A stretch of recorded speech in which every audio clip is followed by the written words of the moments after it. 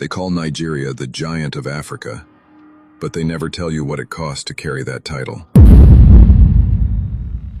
Stay with me because this story is heavier than headlines. In the 1970s and 1980s, while Nigeria was battling inflation, military rule, and poverty at home, it was funding freedom across Africa.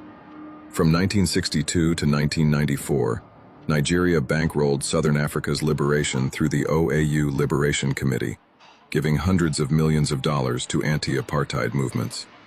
In 1979, Nigeria cut oil supplies to apartheid South Africa and nationalized British petroleum assets worth over $300 million to protest Western support for racism.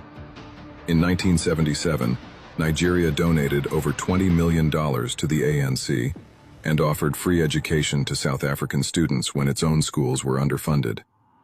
When Nelson Mandela was released in 1990, Nigeria was one of the first nations he thanked.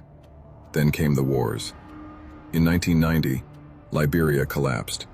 Nigeria led ECOMOG, sending over 12,000 troops.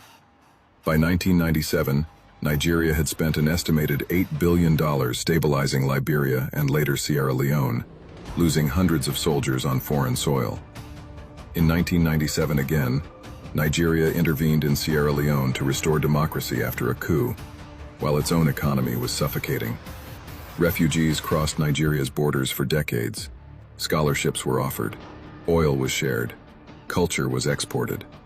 Afrobeats, Nollywood, diplomacy, peacekeeping. Even in struggle, Nigeria carried Africa. So here's the question they avoid.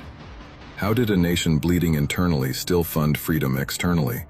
And what happens if the giant finally stops crawling and stands upright? Comment if you think Nigeria's sacrifice has been erased on purpose.